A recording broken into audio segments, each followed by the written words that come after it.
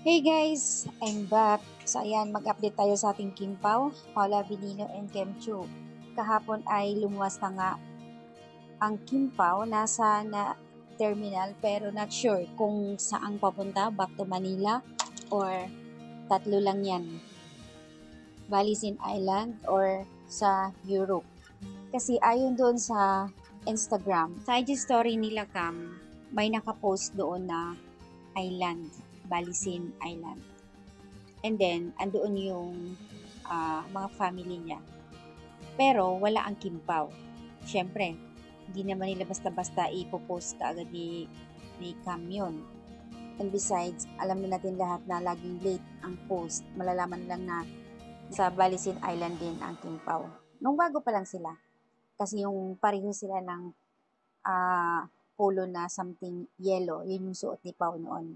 Nasa Balisin Island. I think birthday ni Kimi. So ngayon, dahil nga birthday ni Kim, baka nga doon ulit mag-celebrate ang Chinita Princess sa Balisin Island. Not sure din kung talagang puputas. Di natin sure kung kakasama ang Kim Pao sa Balisin Island. At syempre naman, priority din nila yung kanilang vlog screening. So, ayun, may nag-comment, Kimi and Pao, feeling ko, pupunta sila ng Balisin Island. Doon sila mag-celebrate ng birthday ni Kim.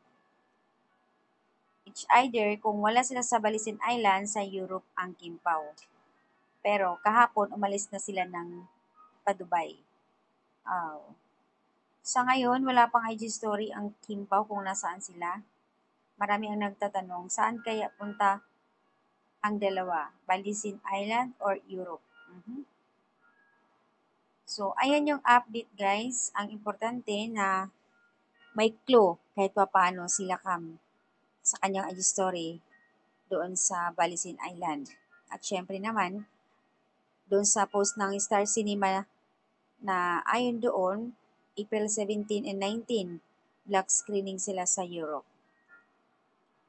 Abangan bukas pero mukhang may ibang lalapagan ang Kimpaw. Mabuti na yun para masolo nila ang isa't isa. So, abangan natin bukas yan guys kung saan talaga ang dalawa. Kasi nga, birthday ni Kimi eh.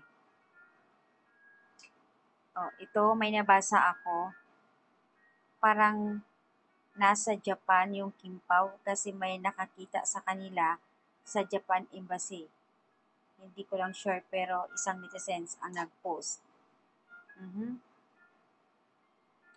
Whatever kung saan, importante masaya ang Kimpaw ngayon.